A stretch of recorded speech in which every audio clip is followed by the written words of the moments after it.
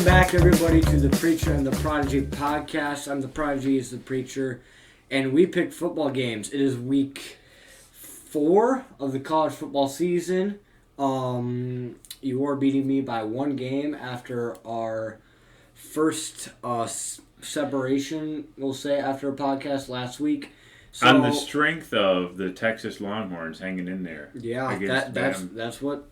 Yep, that's the deciding factor. So you are 8-7. I am 7-8. We are both right around average, right where Vegas would think that we'd be. If we were picking standard, we'd both be really high. Mm-hmm. But last week was not a very, I don't want to say exciting, but not a lot of big headlines for the week of college football.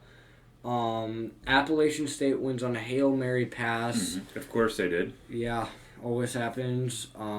Get upsets, get wild plays up Michael there. Penix Boom. made his case to be in the September Heisman Trophy conversation. And Michigan State passing defense. Made his conversation to be in the 2021 Michigan State time list. How about, I think, we live in the state of Iowa. We should give a shout out to all the Hawkeye fans who hung in there until the end of the game at 1:39 a.m. after not one, not two, but 3 lightning delays. And, way to go, Hawk fans. And kudos to Brian Ferentz for actually putting a decent amount of points on the board. 27 points. I'll give claps to him. Other than that, not a lot of noteworthy. I guess I would say one of the stories was Penn State going down to Auburn. Again, Auburn could be a hot mess. But going on the road into Jordan-Hare and coming away with a dub on the strength of a running game in particular, not a fluke, just paving Auburn Tigers was, I think, a statement on how good Penn State remains to be seen. To me, they feel like kind of maybe a top 15 team. You were more of a believer in them than I was at the beginning of the year.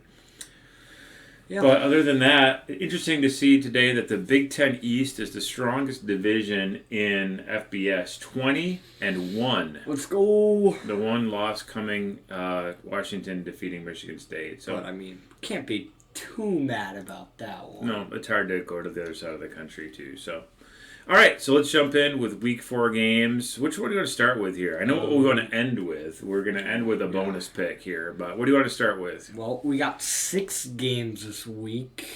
Let's start with the 2 undefeated teams that no one probably would have predicted would be undefeated.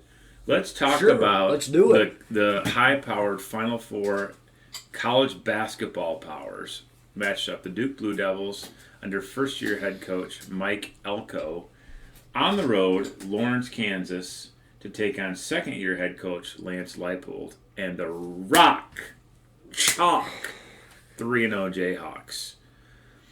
Jayhawks. Kansas is laying 7 here against Duke, and I'm going to take the home team. I like Kansas to continue on the roll that they're on. I think that it's a little bit of a trip across the country. I like the offense. I just think Lance Leipold knows how to organize teams. That's why Nebraska AD Trev Alberts has probably already got his agent on the phone. Give me the Jayhawks -7. I'll give you the way the points, and I'm going to take the home team. I will agree with you. If Kansas can beat Houston by 18, I don't think they can. On the road. Yeah, they're looking really dominant right now. No fluke games. They're beating teams convincingly and beating solid teams at that. I don't think that Duke with a new head coach and, they're 3-0, they found a way to win, but they're just not going to be able to do it against Lance Leipold and consistently building a winning program and a potential I don't want to say powerhouse, but a team that can consistently win games and compete for a championship. And when you talk about turning Kansas into a powerhouse, it might be consistently 7-5 seasons for them. That's a powerhouse for Kansas, given their historical track record. All right, speaking of the ACC team, that would be Duke. Let's stay in that conference. Ranked-on-ranked matchup in Winston-Salem. Number 5, Clemson Tigers on the road at the Deacons. The demonic Deacons. Give me Clemson. Of Wake Forest. Wake Forest is getting 7 points from the Tigers. Give me Clemson. Talk about it. Do you think Clemson is back? Not entirely. I don't think they'll make the playoffs. I think they'll have a New Year's Six bowl, but I don't think they're going to make the playoffs. Even saying that, their defensive line is probably the best in the country. I don't think Sam Hartman will be able to do enough to keep up with a surprisingly good Clemson offense efficient, putting up a decent amount of points when they have to. I just think that Clemson's been there, done that. They beat Wake Forest by I don't know, 21 points last time they played in Winston-Salem. So give me Clemson. Yeah. I'm tempted by the points. But I'm going to go with Clemson as well. I think Clemson is out to prove something. And I'm going to take the Tigers as well on the road. It's a lot of points.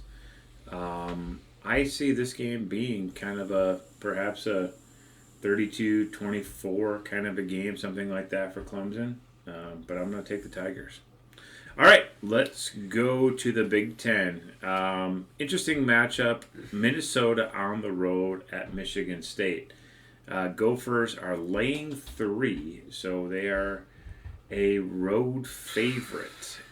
I'm gonna take Sparty here. I think this is a little bit of an overreaction to Michigan State's struggles on the road at Washington, and I have Minnesota winning the West. They were in my preseason top 10. I think Minnesota maybe finishes the year at 10-3, something like that. But I think this is one of the places where it's going to be really tough for them to win. And so I'm going to take the Spartans at home. Give me the 3 points. I'm going to take Michigan State to win outright. This one, I don't know. I think the reason Michigan State lost was and mainly just because Michael Penix is a quarterback that can throw the ball under a passing offense, and that is what kills Michigan State is passing offenses. And I don't think that Minnesota is a passing offense; they're a running offense.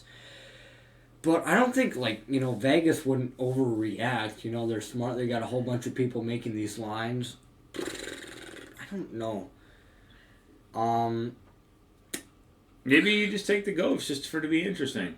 I guess we'll take the Gophers. I mean, they've been looking solid. They have been destroying a abysmal Colorado team. Ibrahim looks good. The defense looks solid. Yes, the defense was top 10 in all major categories last year in the nation.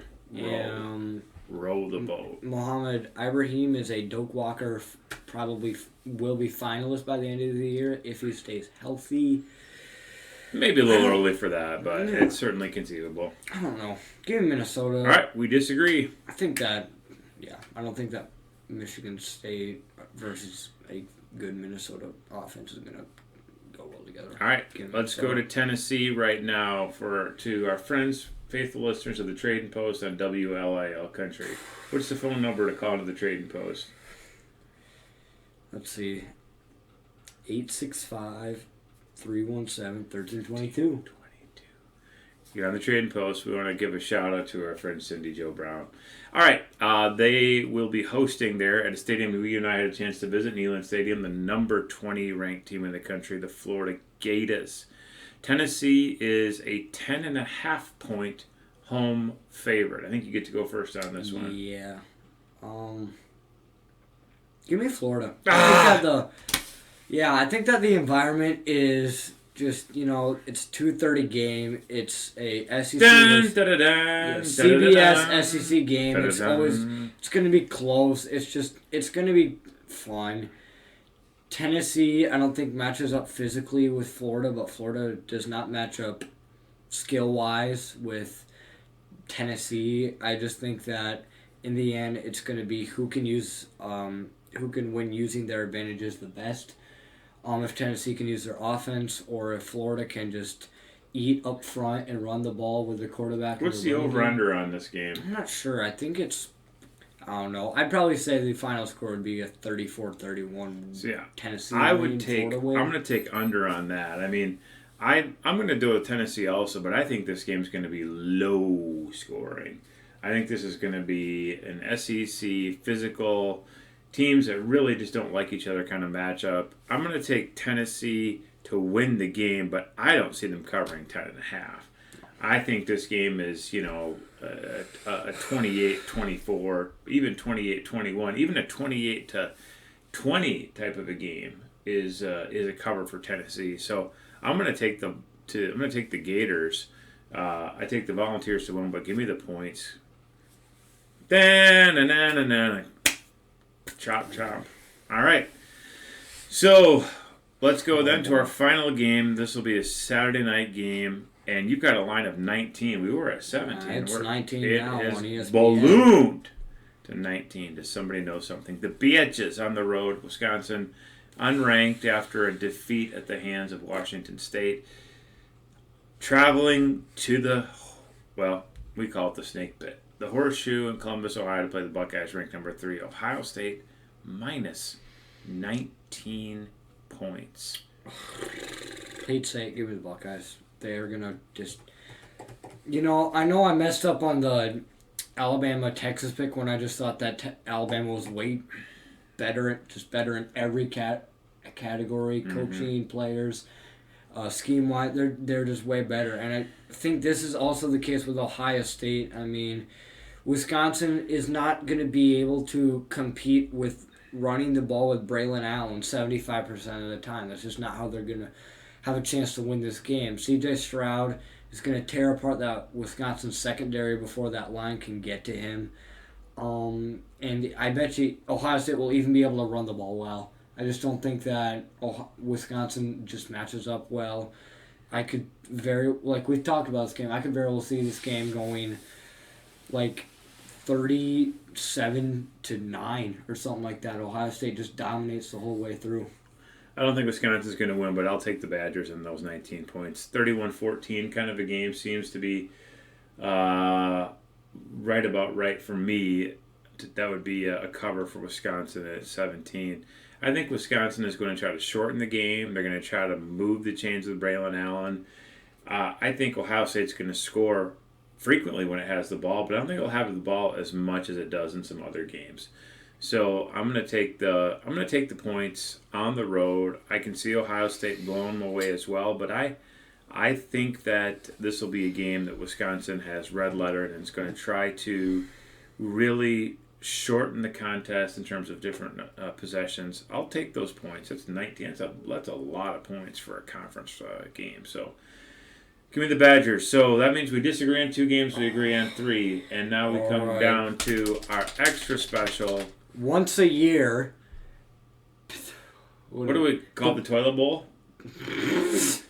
The toilet bowl. The garbage can bowl. The experts have called this the pillow fight of the year of the century.